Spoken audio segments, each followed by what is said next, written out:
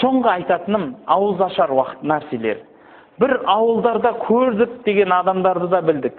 Сол өзімізде көзімізбен көріп жүрміз. Бір ауылды мекендерде жаз кезі келді, науқан болып тұр деп, бір ауыл бойы ораза тұтпағандар бар.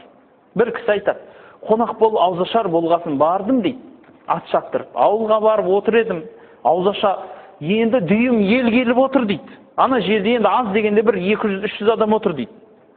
Енді ауылды жерлер кейде сондай болады мысалы.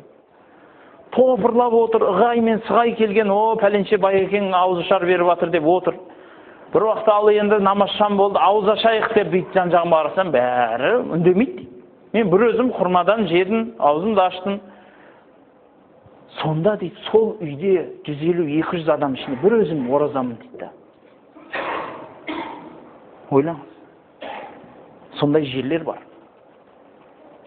Сондықтан халайық жарайды енді. Бірақ ораза тұтпағаныңыз ар ол. Адамның намысын келтіретін іс. Жарайды, біреудің сойылын біреу қақпайды. Біреудің жауабын біреу бермейді. Әйтсе дағы айтатыным, сіз мұсылмансыз, ауызашарға қай бетіңізбен келдіңіз? Қатты айтты демеңіз.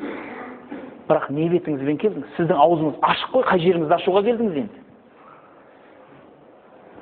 Сіз ауызашарға сауап үшін кесеңіз, ондай болса, самаурынның басында тұрыңыз. Табақтасыңыз. Сол аузы берік адамдарға қызмет қылсаңыз, сіз бір нәрсе алып кетесіз. Болмаса құр тамақ жеп, қарныңызды тойдырып кетесіз. Ақыңыз болмаған тамақты жеп кетесіз. Өйткені ол жер ауыз ашар деп тұр.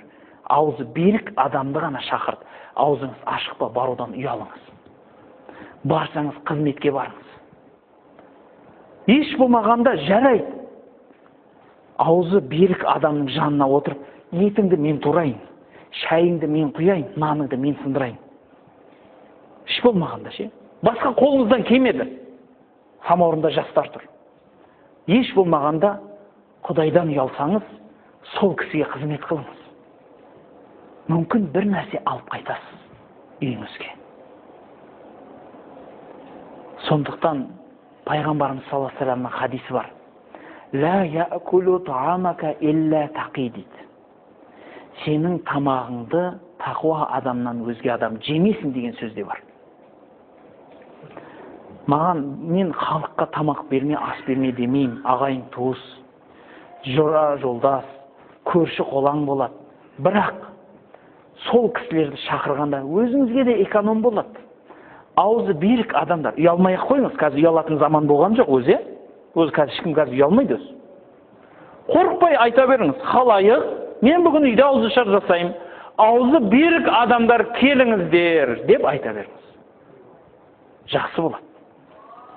Сонда қанша адам келгенін көресіз. Мүмкін 5 адам келеді, тамағыңыз қалады, жақсы болады.